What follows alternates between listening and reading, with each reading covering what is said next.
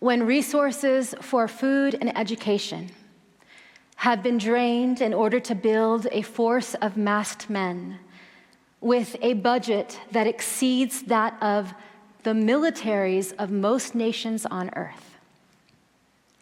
When those masked men were dispatched to Los Angeles first, my home city, and I have seen more than 3,000 of my neighbors, like Selena clinging to that jacaranda tree, abducted in broad daylight, ripped apart from their families, their children terrorized. We must tell the truth. We are witnessing the greatest assault on immigrants in our lifetime. When thousands of people have been disappeared on city streets and in front of courtroom hearings, targeted because of the color of their skin, the language they speak, or the job they are performing, and this administration openly admits that it is racially profiling, and the highest court of the land simply allows it to proceed, violating their allegiance to uphold the Constitution, bending their will to the executive.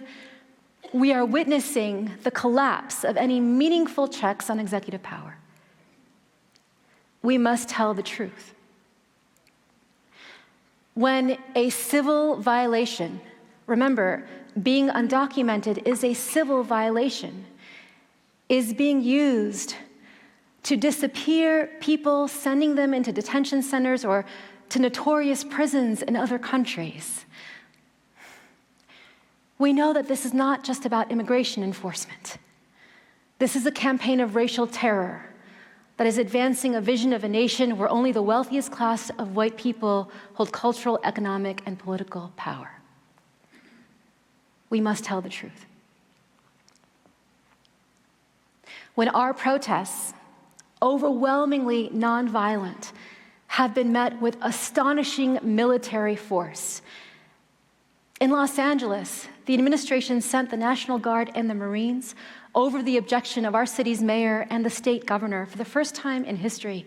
And I watched so many of my fellow protesters maimed, beaten, trampled by cavalry. Now the administration is dispatching its troops to DC and threatens to do so in Memphis, Baltimore, Oakland, all in the name of an emergency of crime, when crime is actually falling. The only thing that these cities have in common is large black populations under black leadership, where the majority of the cities did not vote for this president. And now this president declares before all of his generals that we should be using these, quote, dangerous cities as training grounds for our military. We are witnessing for the first time in US history a president willing to build his own paramilitary force to be deployed at his whim against anyone he sees as his opponents. We must tell the truth.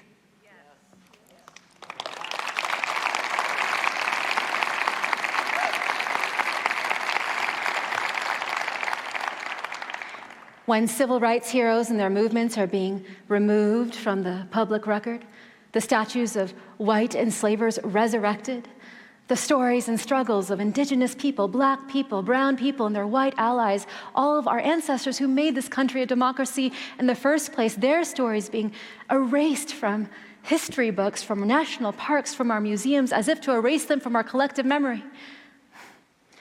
When we're seeing queer and trans people being pushed out of public life, when we're seeing the sovereignty of our bodies as women under attack, our ability to choose when, whether, and how we make our own families, it's as if we are witnessing all the freedoms that our ancestors fought for, labored for, bled for, disappeared by a single stroke of the pen. We must tell the truth.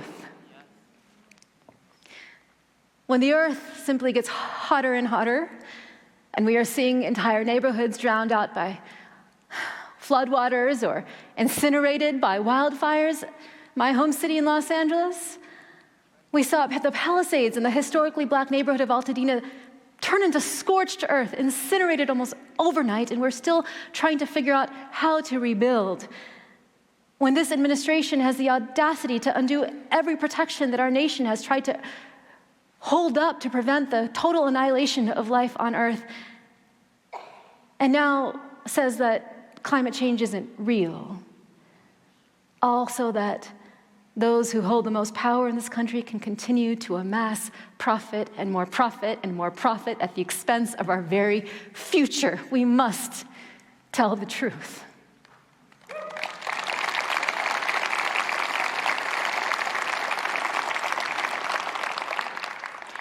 When genocidal violence, which the United Nations has now officially concluded is a genocide, when a genocide by missiles and forced starvation, and now a ground invasion of Gaza that can only be called hell on earth, is simply allowed to proceed. And no number of videos of starving children crying out from the rubble can awaken the conscience of the nation that is funding it to stop it. We must tell the truth.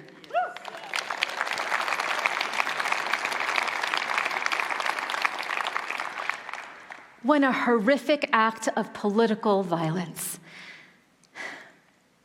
is being used by this administration to mount a campaign of vengeance against anyone who stands against its agenda, moving to label our nonprofits terrorist organizations, moving to get us fired, to take us off the air, to suppress our speech, encouraging the far right to put our names and our faces on target lists and distribute them.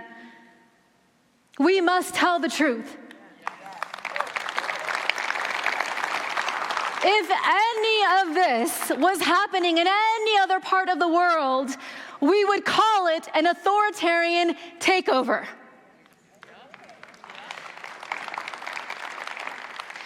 Authoritarianism, I do not use that word lightly. Authoritarianism is a method of rule that suppresses political freedoms and civil rights in order to concentrate power in the hands of a single leader or an elite few. Fascism is a species of authoritarianism. It looks like mass rallies, paramilitary violence, nostalgia, all fueled by a story that the dominant group has lost its power because of outsiders. And the only way to get that power back is to use any means necessary. All through history, authoritarians, fascists have taken power by force, like in our ancestors' time. That's what we're used to seeing, right? But in the last 30 years, the majority of authoritarians take power by fair democratic elections and then subvert those elections once they are in power. Across time and place, authoritarians consolidate their power by declaring emergencies that obliterate due process. That is what we are seeing. Weaponizing cruelty against opponents, that is what we are seeing. And waging campaigns of dehumanization that scapegoat entire populations, creating a common enemy. That is what is happening to immigrants in the United States right now. The root of tyranny is lovelessness. They are depending on us to shut down our hearts, to relinquish our humanity, to refuse to risk ourselves for one another, to retreat into our fear. But love, revolutionary love, the love that our ancestors called us to, is the choice to see no stranger, to leave no one outside our circle of care, to risk ourselves for one another, to make our bodies shields, to become jacarandas, to be that brave with our love. Revolutionary love is the call of our times.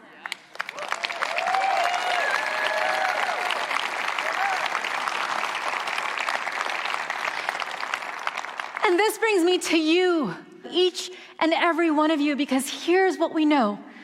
There is still time to act. We are in a critical window. We still have time. Experts are telling us that it's between now and the midterms. Authoritarians succeed when they capture democratic institutions. All of them, right? Military and the courts, business and tech, nonprofits, universities, schools, faith communities. That's you. That's us. The choices that you make right now in this community as individuals and as collectives will shape what happens next in the story. So here's what we want you to know. Cruelty is the point. Chaos is the means. Helplessness is the desired result. But we are not helpless because we are not alone. We have been traveling this country, going from city to city, and we have met hundreds of you, thousands of you. The majority of us oppose authoritarianism. We are the majority. We must act like the majority.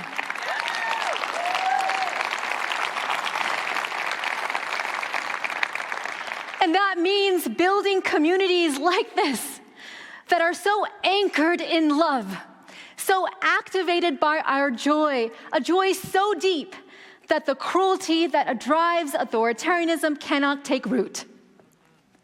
It means choosing to resist, weaving threads of care and protection around each other, knowing who your neighbors are, knowing that your neighbors will not obey, knowing that your neighbors have your back. But you know what? It means more than resisting.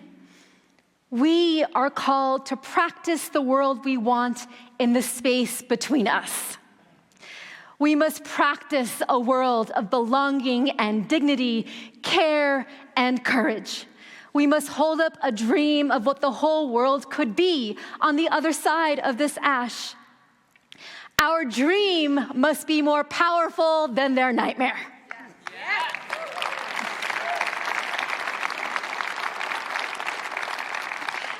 And so no matter who you are, teacher, parent, student, elder, artist, activist, community member, no matter who you are, you have a role in the story that only you can play. You have a sphere of influence that is only yours. You can decide how you show up to your front line. What does it mean for you not to abandon your post?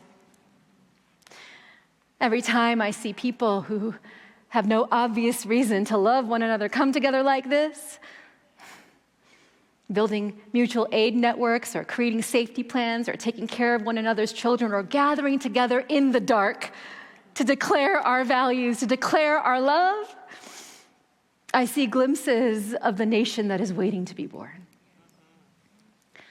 So, we have come to you with a question. What if? What if this darkness in our country right now is not only the darkness of the tomb, but the darkness of the womb?